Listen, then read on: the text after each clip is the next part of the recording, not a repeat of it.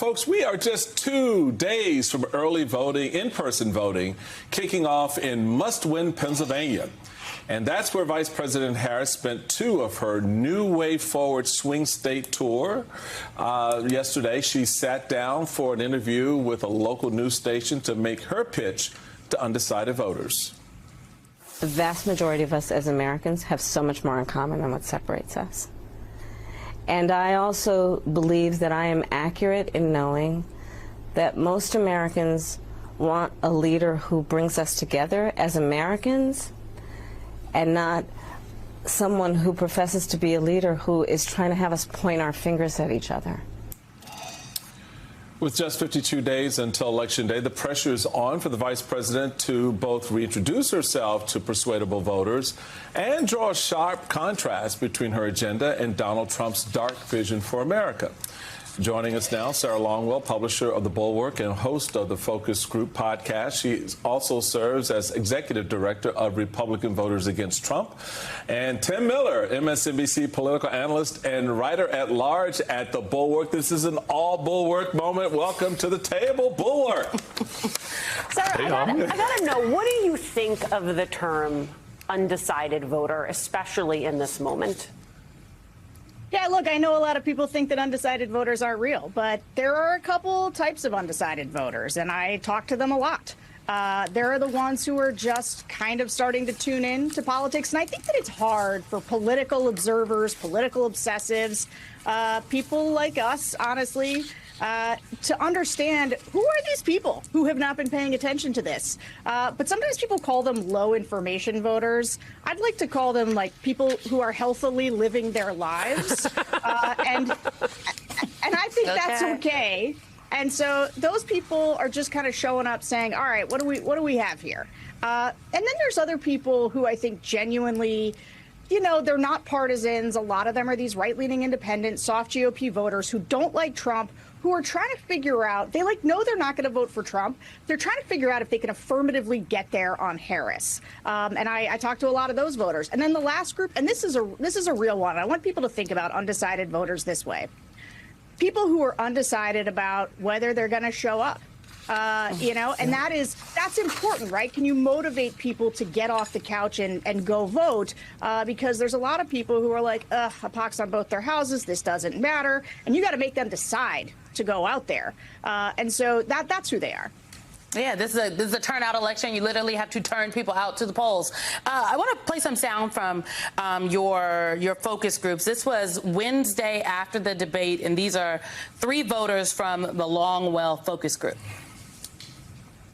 A lot of the things that, Trump was, criticizing and exploiting Joe Biden for, now he's the old man that can't keep up. I think she was the clear winner. She was more presidential. He did a poor job of taking her bait and allowing himself to get upset. She addressed most of the issues pretty well, and she gave Donald Trump like what maybe other candidates couldn't. She was a little bit sarcastic or talking back with him. The voters had thoughts. I mean, and this sound is from, we should say, there were 3 swing voters from a focus group that you did after the debate. You featured these voices on the podcast this upcoming week. I mean, there's still people that you have to, this is why, I mean, we had Chairman Harrison here talking about persuading Democratic base voters and some of these other voters, because you cannot just expect people to show up to the polls. Yeah, look, this was a group, we call them flippers, is a term of art in our office, but it's people who voted for Donald Trump in 2016 and then Joe Biden in 2020. And that is a group that was being eroded when Joe Biden was the candidate. And they've been a very interesting group to watch after the switch. To see whether or not these voters, and again, these are sort of tend to be center right, can they get there on Harris? And in this group in particular, there was a number of interesting things. First of all, bottom line, they all thought Kamala Harris swept the floor with Donald Trump. They were all going to vote for Kamala Harris, but that wasn't as interesting to me as the way that they described her performance, which was the number one word that these voters used about her performance was that she seemed presidential. And I think for a lot of these voters, getting them over that hump of saying, no, she looks like somebody who should can be president. She sounds like somebody who can be president. I think that's the thing she did for herself during the debate. So, Tam, what do you make of all this independent, undecided voter space that's out there, particularly in the face of what the New York Times' Michael Gold reported on Thursday? Quote, although it had been billed as an event focused on housing and the economy, former President Donald Trump spent much of a meandering speech on Thursday in Tucson, Arizona, venting his grievances over his debate against Vice President Harris. So you have one presidential candidate is trying to level up some policy, which you and I and others, we can debate just how good or bad that is, and another one who's talking about crowd size and the fact that he got bested by his opponent in the debate. How are people still undecided in your view? Yeah, that's a good question, Chairman. Can I just say, you all look so good this morning. It's like Simone looks like she's going to church. I feel like a schlub on this show. I thought it was a Saturday morning kind of casual vibe. It might be a little bit of a secular church with this little slit at the top, but Yeah, she walked up in there with that. I got a shawl. I got a shawl. I think some people with the undecided thing. Look, I get it. This isn't even a close call. It's going to be the easiest vote I ever had in my life. I get why people would be like, how could you be undecided? To Sarah's point, just put a finer point on it. Sometimes you think in your mind when you hear undecided that the people are deciding between Trump and Harris. They're like, I just can't pick, chicken or fish. Like, what do I want for dinner tonight? And it's not like that's not really the person, right? Like, usually it's a person that has disqualified one of the candidates and is trying to decide if they can get there on the other candidate, right?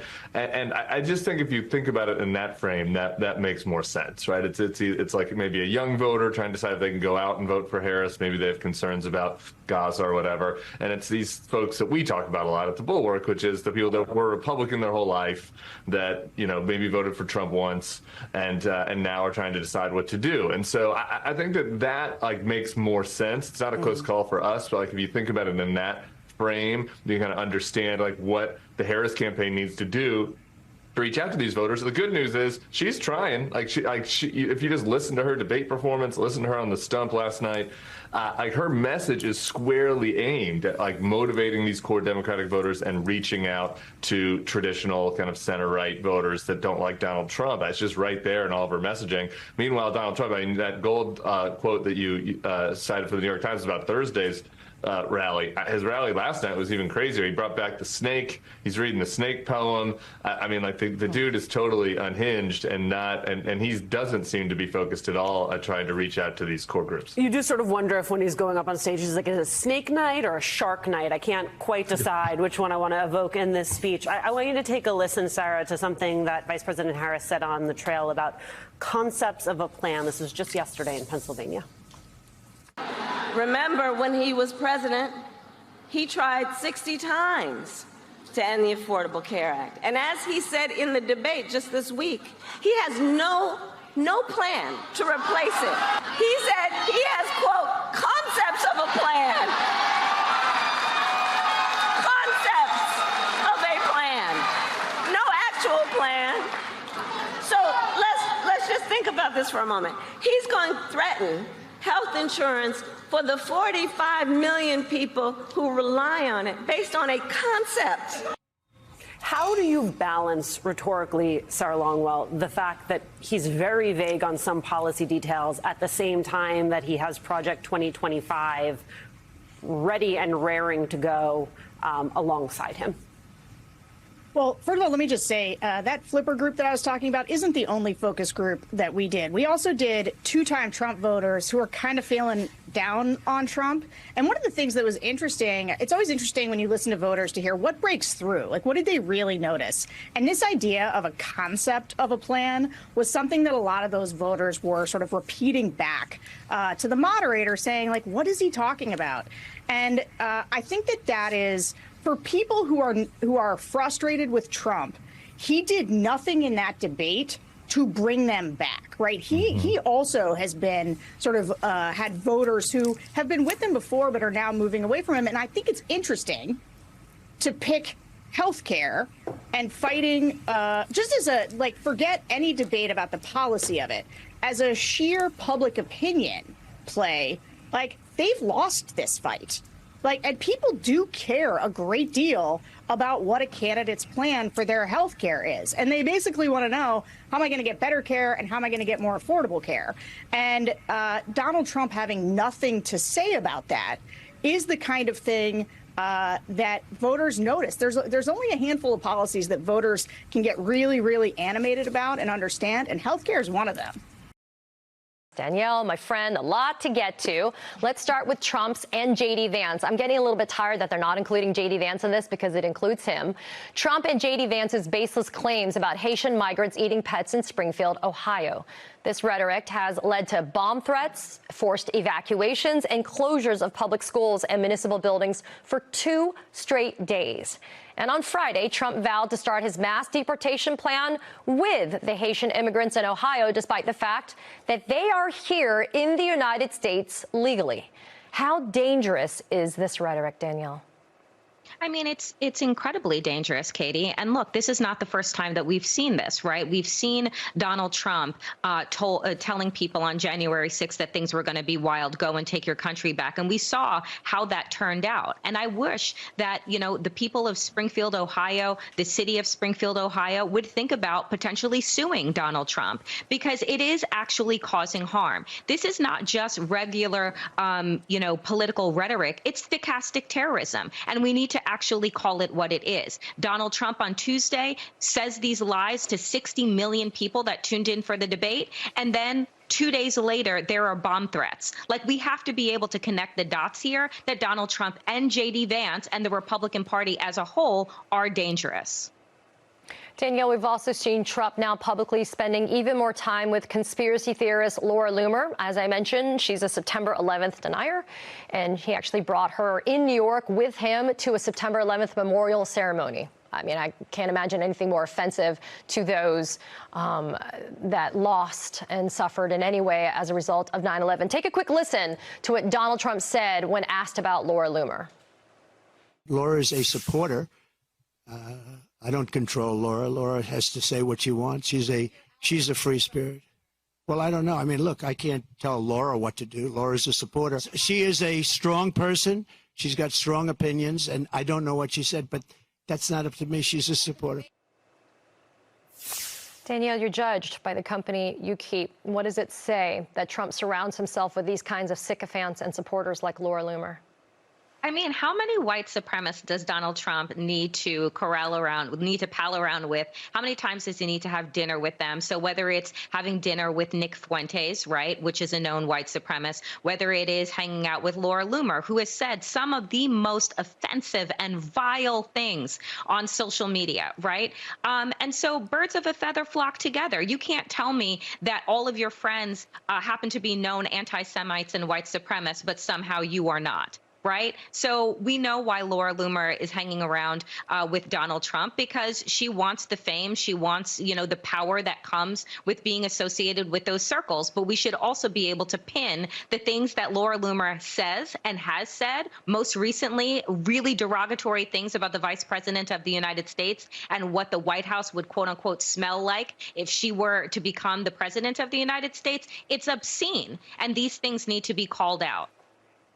Well, Danielle, who we haven't heard from? We haven't heard from J.D. Vance. J.D. Vance's wife, Usha Vance, is Indian. Like, why is it that we haven't heard anything coming from J.D. Vance? Not a single peep from him about the type of insanity that's coming from Laura Loomer.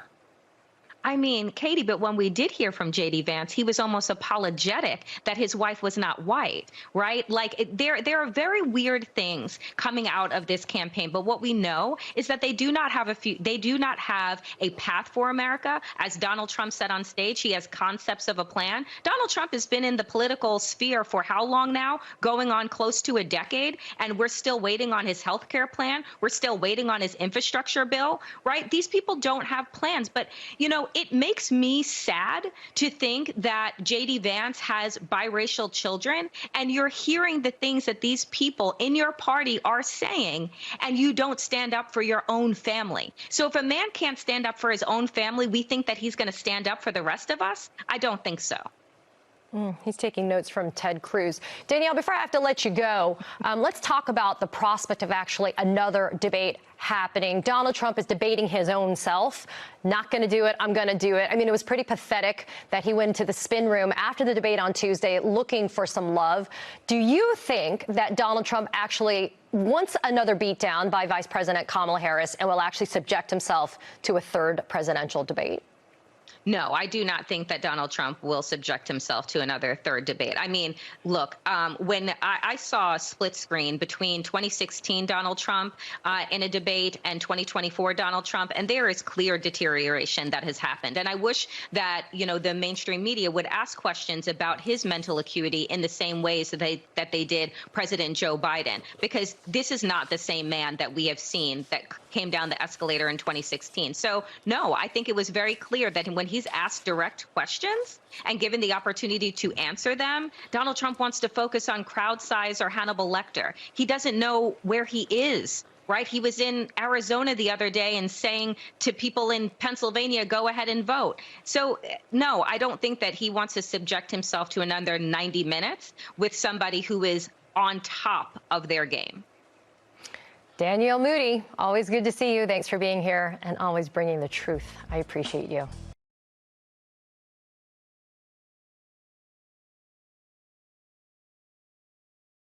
We're just 51 days from Election Day, and while it's gearing up to be quite the battle on the ballot, Kamala Harris is also preparing for a potential fight post-Election Day.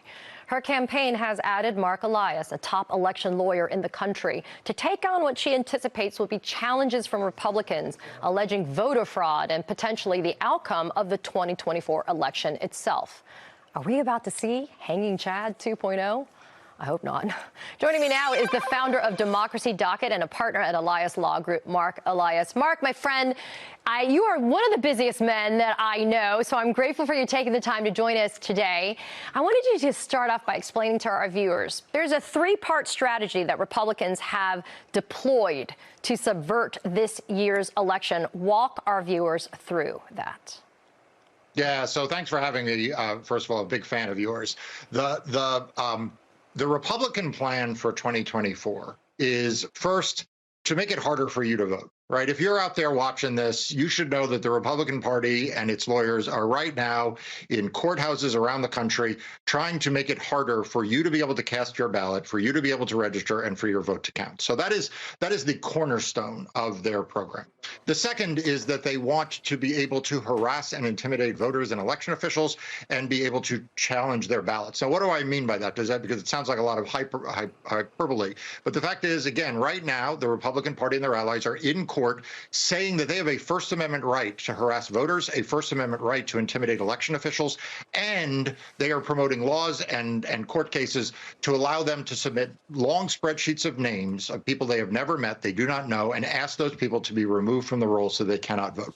And then the third part of the plan that they have, as we've seen already play out in states like in Georgia, is to challenge the certification process, to essentially, after all the ballots have been cast, to put a thumb on the scale in whether they certify accurate results, whether they certify them on time, or whether they empower their election deniers in local office to subvert those results. So, Mark, the Harris campaign is having you oversee potential recounts for Election Day. Why is it so important to be ready, to have a legal team ready to go, especially with her campaign? Yeah. So look, let me say, it is a honor to be part of a large team of lawyers who are working for the vice president. I was proud to have represented Kamala Harris in the U.S. Senate. I was proud to be her general counsel when she ran in 2020, and to have done a similar role that I'm doing now for President Biden in the aftermath of 2020. The role of the team here and for lawyers is to make sure that every eligible voter can vote and have their vote counted. What we see on the other side, though, by Republicans is a political party that has stopped doing voter get out the vote, has stopped saying that they need to encourage people to vote. In fact, they demonize voting. But instead, Donald Trump has told the RNC to focus solely on these voter suppression and other tactics. So you know, there'll be lawyers ensuring that the process is fair and that everyone's able to cast their ballot and have it counted. And I think that's part of the essence of democracy. So I'm going to do a pitch that you didn't ask me to do, but I'm going to tell everybody to go and subscribe and follow the Democracy Docket at the website, what you guys are doing, because not only is it informative, but it also is keeping track of the voting cases. You noted yesterday we hit 200 voting cases for this election cycle. The 200th case, and this is the one I wanted to really talk to you about, that milestone case deals with electronic IDs at the University of North Carolina. That university actually took the time to ensure that an electronic ID, those used by students and faculty, that could count for purposes of providing and verifying identity to vote. Why should Americans that aren't at the UNC or in North Carolina care about litigation that's being brought by the RNC in that state to prevent users of electronic IDs to use those when they go to vote?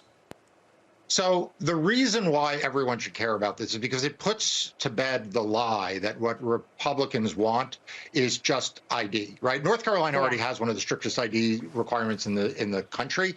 And the University of North Carolina is not just some college or university. It is the flagship university of the state of North Carolina. So the ID that UNC put together is a state-issued ID. Right. This is exactly what it is Republicans claim they want. They want people to have to use state-issued IDs. Well, guess what? The University of North Carolina issued state-issued IDs in electronic form to their faculty and their students, and the RNC is still suing over that. So it is not about them wanting election integrity. It is they do not like the idea that students are able to vote. They think that those students may vote against their interests, and so they are looking to disenfranchise those students. And it's not going to work, and they're going to lose this case. You know, Mark, what's also important is we obviously are interested in what happens in the race to the White House, but things that are happening in folks' backyard, I often like to say democracy is local. A lot of times people dealing with democracy, those are things that are down the street when they go to pull a permit to build a house or they deal with maybe the dog catcher. The reason why I bring up this is because you were instrumental in ensuring that Amendment 3 in Missouri, this idea of being able to have access to reproductive freedom, having that on the ballot in November, you were instrumental in ensuring that it got back there. We have Amendment 4 here in Florida, same idea. Why is it that your battles are not just national, right? They don't have national implications, that some of the battles that you're doing legally are happening within people's backyards in their own states? Yeah, look, first of all, let me just say it was other lawyers who brought the case in Missouri, so credit to them. I don't want to take credit for their work, but your point is still taken, which is that most of election administration is at the local level, right? We don't really administer elections at the federal level, and we don't really do most of our democracy at the federal level. So much of our democracy takes place at the state level, at the local level, with ballot initiatives, with referenda, and with the rules about how people register to vote and how they vote and have their votes counted. And if we aren't paying attention to what is happening in the local courthouses, if we aren't paying attention to what's happening at the local canvassing boards, in the shopping centers where people are collecting signatures, then frankly, we are missing out on where most of democracy takes place. And Mark, before I have to let you go, obviously we look at Georgia as one of the big battleground states, but it's also one of the most active legal states when it comes to voter integrity. A bench trial has now been scheduled to occur in October, dealing with this attempts by the Georgia State Election Board to create more obstacles to certifying elections. Talk about what our viewers should expect to see. It will be broadcast so we can see it and listen to it as it happens in real time, that bench trial. Yeah, which is, by the way, really great, by the way. And Katie, I know you've been a fan of this as well. Like, I think that more courts should open up their proceedings to television so that people can see what's going on there. You're exactly right. Georgia is one of the most heavily litigated states, along with, as you can imagine, Pennsylvania, Wisconsin, Arizona, Nevada, right? But Georgia is part of ground zero, and it's there because the Republicans took over the state election board. And Donald Trump called out 3 of the 5 members for passing a rule that that is clearly aimed, or actually a series of rules that is clearly aimed at trying to allow election deniers at the county level who sit on these local boards to refuse to certify elections or certify inaccurate elections or don't certify them on time. And that, is the reason why Donald Trump knows the names of 3 of the 5 election board members and called them pit bulls, right? And so the Democratic National Committee, and kudos to them and their lawyers, brought this lawsuit because that rule by that board is contrary to state law. And I'm confident that the DNC is going to win that case and that we will ultimately have accurate elections certified come November in Georgia. Mark Elias, grateful for you battling in the legal arenas for democracy and for being a friend of the show. Thanks for being here. I appreciate you.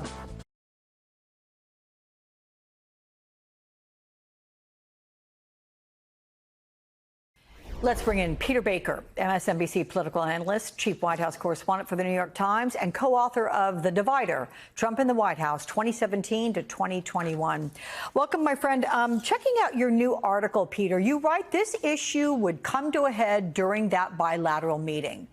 Did it, and what is the calculus around allowing Ukraine to use the long-range weapons? I mean, is there an obvious strategic purpose, advantage to it? Yeah, there's a real debate going on right now about this in the West and in Washington in particular. If you ask the Defense Department, what they will say is they don't think it's a good idea to allow Ukrainians to use these ATACMS. That's what they call these long-range weapons, in part because they say 90% of the air bases that we're talking about in Russia that are mounting these attacks on Russia are outside of the range of those weapons anyway. And therefore, on the one hand, it wouldn't do as much good as people hoped it would do. And on the other, there's a worry, obviously, and President Biden has, nursed this worry, I think, for more than 2 years of escalation. And that's why he has sort of slow rolled at times the provision of certain weapons, worrying that if he gave Ukraine this weapon or that weapon, it would escalate with Russia to the point that things would get to where Vladimir Putin is talking about, that he would be at war with NATO, that it could even escalate into a nuclear conflict. So that's been his concern all along. At the same time, he ultimately ends up providing many of these weapons anyway. The difference here is they're not weapons for use on Ukrainian territory. What the Ukrainians want is to be able to use them against Russian territory. Mm-hmm. And the worry is that's a red line for Vladimir Putin. Yeah. So give me a sense of the U.S.'s goal, Peter. Does it seem that escalating is the only path being considered, or are there legit de-escalation paths in sight too? Well, I mean, Volodymyr Zelensky, the president of Ukraine, has talked about having a peace conference of some sort in November, that he wants to have a plan that he'll present at the UN. But it doesn't seem like there's a fertile territory right now for a negotiated solution. For one thing, there's no understanding that Vladimir Putin is either interested in a negotiated solution or would abide by one, even if he did, sign something. Remember, he's signed ceasefires in Ukraine before, prior to the big invasion. Remember, this started in 2014, and not always lived up to that. So Putin's word is not that good, obviously, in the West, certainly in Ukraine. But there's, a lot of exhaustion with the war. Imagine in Ukraine, 2.5 years of war, tens of thousands of soldiers and civilians killed, if not many more than that. I don't have the latest estimate. And so obviously you can see why there might be a desire for it. But on Putin's part, he sees no reason, I think, to do anything until November, waits to see what the presidential election will be. If he gets Donald Trump back in there, it's a whole different ballgame from his point of view.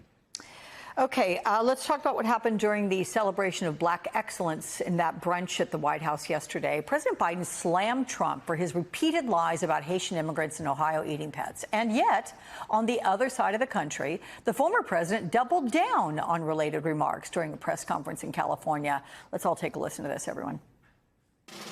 We will do large deportations from Springfield, Ohio. Large deportations. We're going to get these people out. It's like an invasion from within. And we're going to have the largest deportation in the history of our country. Simply wrong. There's no place in America.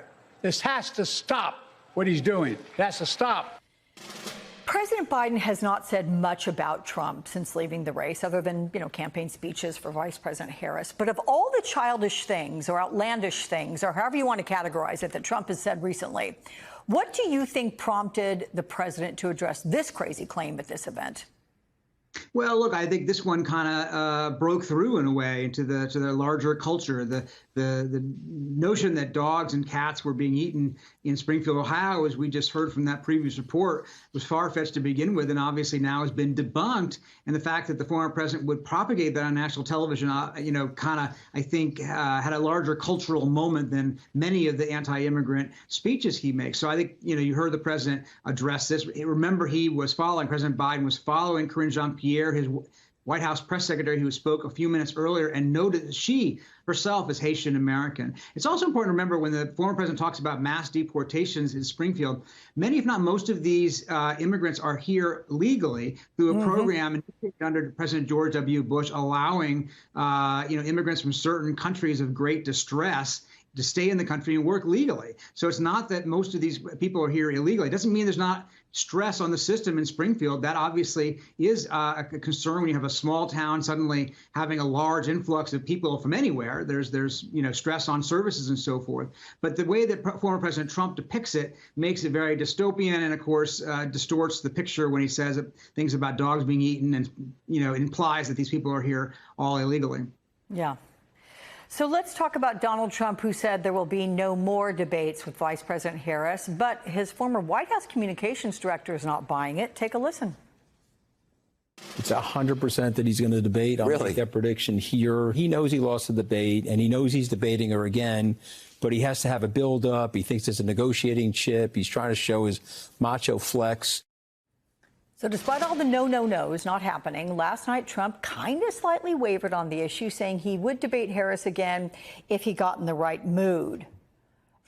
Is Anthony Scaramucci right, do you think? Can Trump really resist the challenge, or will potential fear of a second loss keep him from doing another one? Is there, Peter, any evidence he even sees Tuesday's debate as a loss?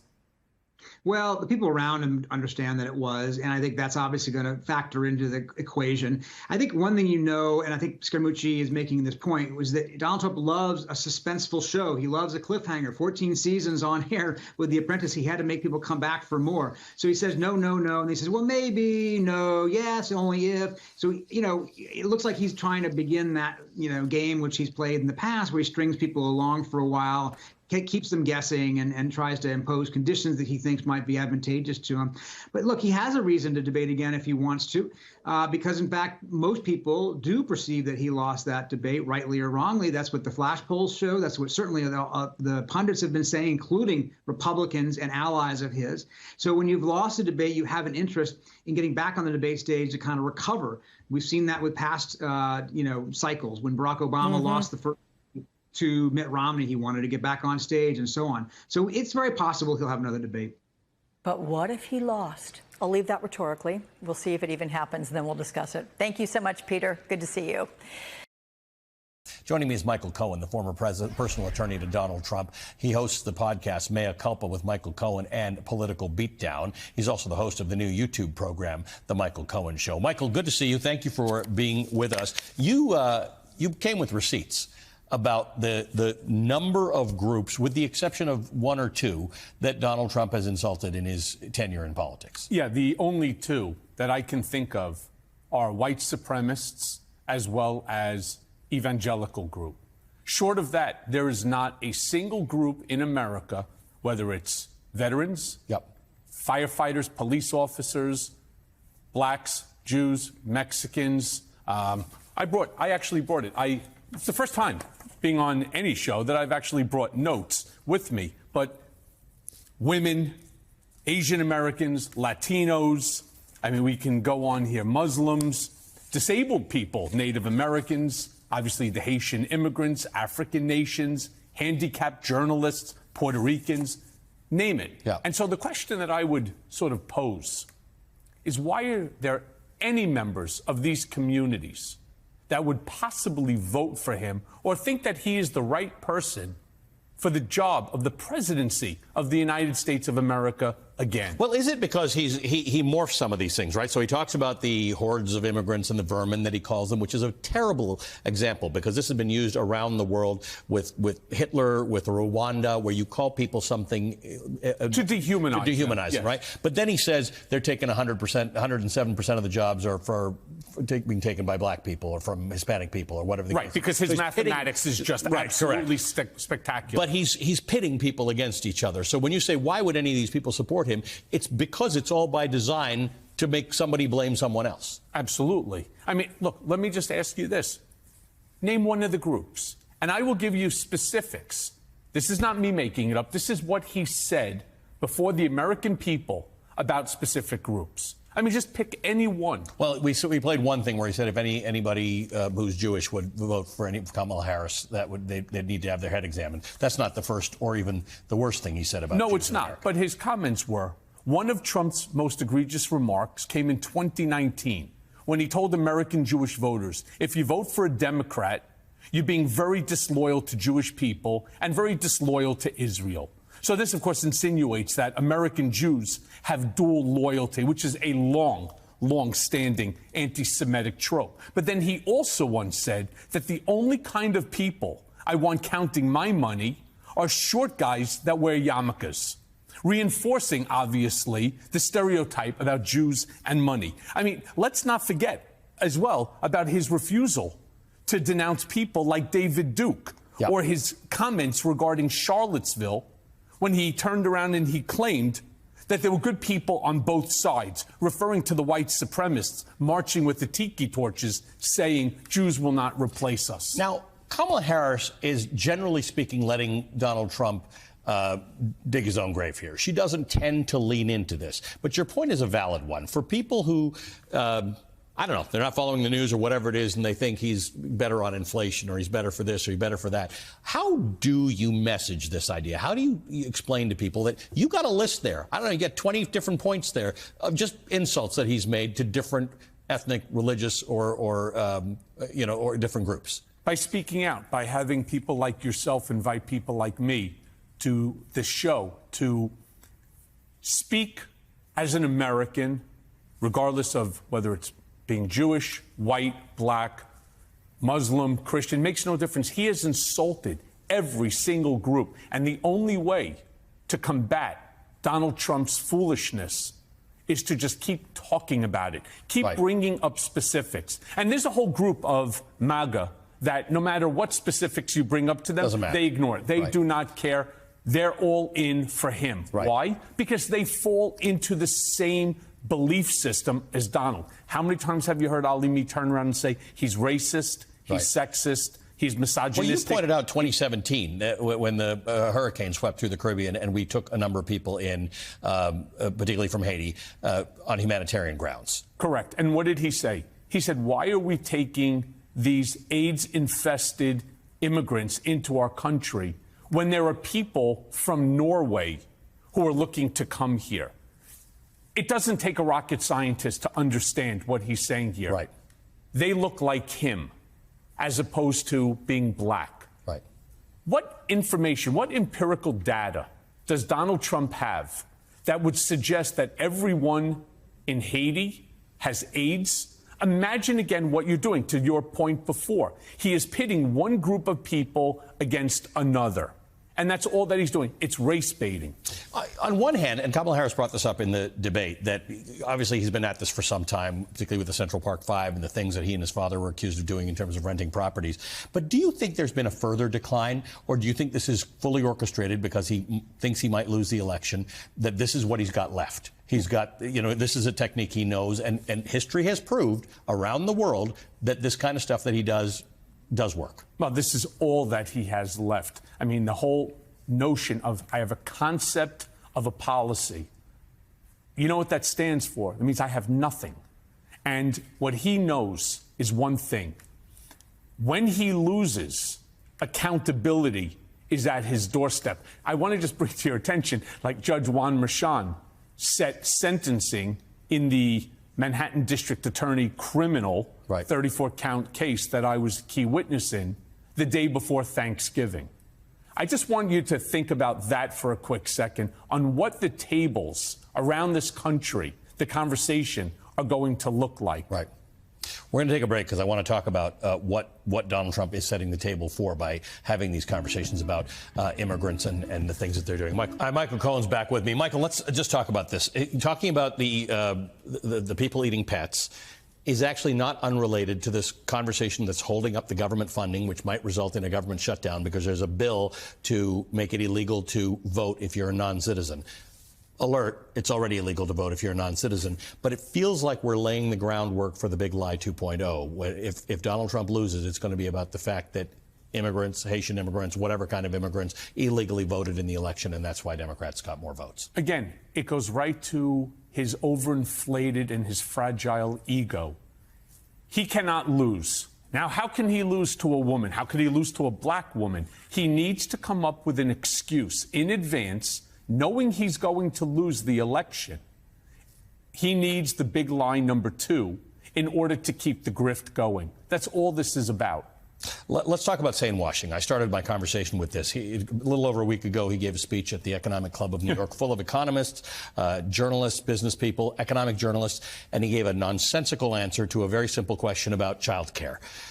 What was that about? I would have thought he would have raised his game. And then you have reporters who were trying to, explain what he actually meant to say. There's no need to explain what Donald Trump has to say. He can do it himself. And he did do it himself, and he demonstrated his lack of understanding of child care and tariffs. Of both, correct. Yeah. The reason, and again, I saw this, so I'm drawing from my past experiences in 2015, 2016, during that election. Donald Trump is generally a lazy guy. And people say, well, what do you mean? I see him going from rally to rally. Sure, he gets onto his own aircraft. He goes into the back. He goes to sleep. He wakes up. He gets there, brushes his hair, puts a little hairspray on, and off to the rally he goes where people are cheering for him. Right. He loves the adulation. But he's lazy in the fact he doesn't read and he won't prepare. It's why Kamala Harris destroyed him in this debate. It's the same thing as it relates to this economic club conversation that they had. He didn't prepare for it at all. But you should have, because it was obvious that questions like that would come. Did you see the faces of the economists that were there on that panel looking at him saying, seriously? What the hell are you talking about? Right. We asked a very straightforward question, and you got some rambling nonsense, or as from the movie Young Frankenstein years ago, it's the nonsensical rantings of a lunatic mind. Right. And that's what it was. But it is on us to some degree to make sure that this sane washing doesn't happen and to call it out when it happens, that you can't just do this. You can't treat it as acceptable. You can't say when he's talking about sharks and getting electrocuted that there's some reasonable connection between sharks and getting electrocuted. It's just his nonsense. Sane washing is extremely dangerous, but thank God for people like yourself and others on this network where they refuse to allow the sane washing to continue. They fight it at every turn. That doesn't mean you're going to be able to turn around and to convince the MAGA supporters. Then they're irrelevant. They're in the camp. They're in the dumpster cult of Donald Trump, no matter what you do, no matter what you say, no matter how much legitimate proof, evidence that you provide, they don't believe it. They need to sane wash him. But that doesn't mean that there's not enough independents, sure. Individuals who have not yet committed to one or the other. Yeah. Those are the people. 81 million people voted for Joe Biden in the last election. 74 million voted for Donald Trump. 80 million people didn't vote. Right. Who could have voted. So correct. The point is there's lots of space for people to be convinced of something without having to worry about those people who will never listen to a bad word about Donald Trump. Correct. And the sane washing has to come to an end. Let Donald Trump tell you what he means. What he means. Let him tell you who he is. He has already made it crystal clear when he talks about, for example, rewriting the Constitution, when he talks about being able to destroy our tripartite system of government, to get rid of the executive branch. Hey, Supreme Court, understand, this is to you. He's going to get rid of you as well. When he talks about getting rid of the legislative branch and conferring all power to the executive branch, namely himself, making him There's into Project 2025. a king. He keeps denying that he's got anything to do with this. This stuff's all written by his people. By all of his people. I think only 2 chapters in Are the not whole written thing by are not people written by connected. people connected to him. It is, again, another lie by Donald Trump to the American people in order to, for whatever the reason may be, to BS them. Turn around. If you wrote this manifesto for the destruction of America's democracy, own it. Take it. But he refuses to do that only because, for one reason, it was not being well received. If that manifesto was well received, he'd be the first one all over turning around saying, But we hey, can both guarantee he hasn't read it. 922 pages. I don't think he read page number 1. Yeah. He's heard there's some unpopular stuff in here, so he's not talking about it. He's got a concept. He has a concept of it. Nice to see you, brother. Thank you. Michael Cohen, former personal attorney to Donald Trump, host of the Mea Culpa with Michael Cohen and the Political Beatdown podcasts, and host of the Michael Cohen Show on YouTube.